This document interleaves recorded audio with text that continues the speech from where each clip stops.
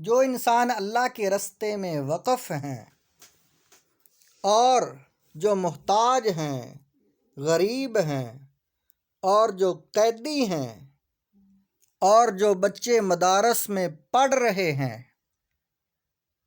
اور جو ان پر اساتذہ مقرر ہیں پڑھانے کے لیے، اور مساجد میں جو امام وقف ہیں، جو دینی اداروں میں وقف ہیں، ان پر صدقہ کرنا، ان کی مالی معاونت کرنا، محتاجوں کی، قیدیوں کی، اور ان لوگوں کی جو اللہ کے رستوں پر وقف ہیں۔ صدقہ کا معنی ہے اللہ کے رستے پر خرچ کرنا۔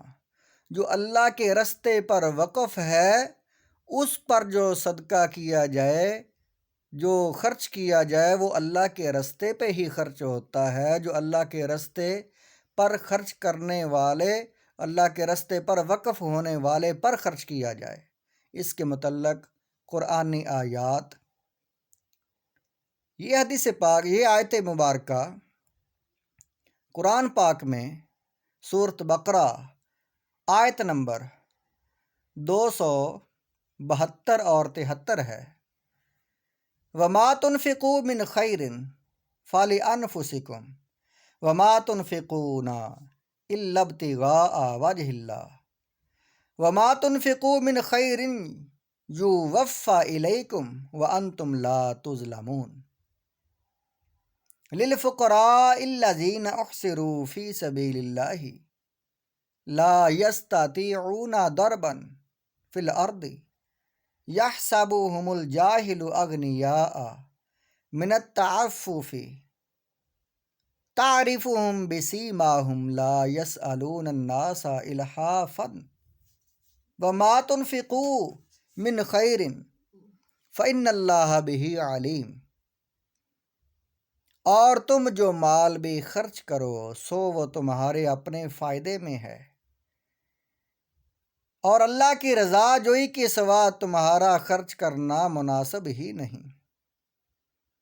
اللہ کے رستے پہ خرچ کرو تو اس کی امید، یعنی اللہ سے اجر کی، ثواب کی رکھو، اللہ کی رضا کی رکھو۔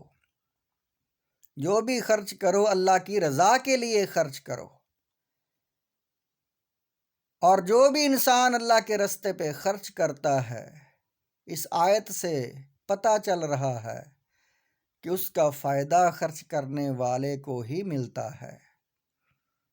اور تم جو مال بھی خرچ کرو گے اس کا اجر تمہیں پورا پورا دیا جائے گا، اور تم پر کوئی ظلم نہیں کیا جائے گا۔ یہ آیت مبارکہ 172 کا ترجمہ ہے۔ سورۃ بقرہ 272 آیت مبارکہ کا ترجمہ ہے۔ آگے ترجمہ ہے 273 آیت مبارکہ سورۃ بقرہ کی۔ اس آیت مبارکہ میں وہ علماء اور وہ طلباء اور وہ اساتذہ، وہ ائمہ، وہ خطیب، یعنی جو انسان اپنی معیشت کو چھوڑ کر، اپنے روزگار کو چھوڑ کر اللہ کے رستے پر وقف ہو چکا ہے، یا جس کو وقف خود کیا ہوا ہے تم نے، اس پر جو خرچ کیا جائے، جو اس کو لوگ دیں، اللہ تعالیٰ ان کا دینا صدقے میں شمار کرتا ہے۔ اس کا ترجمہ ہے اس آیت مبارکہ کا: خیرات ان فقراء کا حق ہے جو اللہ کی راہ میں کسب معاش سے روک دیے گئے ہیں، یعنی وہ اللہ کی راہ میں وقف ہیں اور کسب یعنی بزنس، کمائی اور باقی ذریعہ معاش ان کا نہیں ہے، اور جن کا ذریعہ معاش ہے یعنی وہ انسان غنی ہیں، ان کے پاس تو پہلے ہی موجود ہے، وہ فی سبیل اللہ کریں تو اور زیادہ ثواب ہے۔ اور جن کے پاس ہی نہیں ہے اور ان کو وقف کیا ہوا ہے تم نے، ایسے لوگوں کے بارے میں اللہ تعالیٰ فرما رہا ہے کہ ان کو دینا زیادہ ثواب ہے۔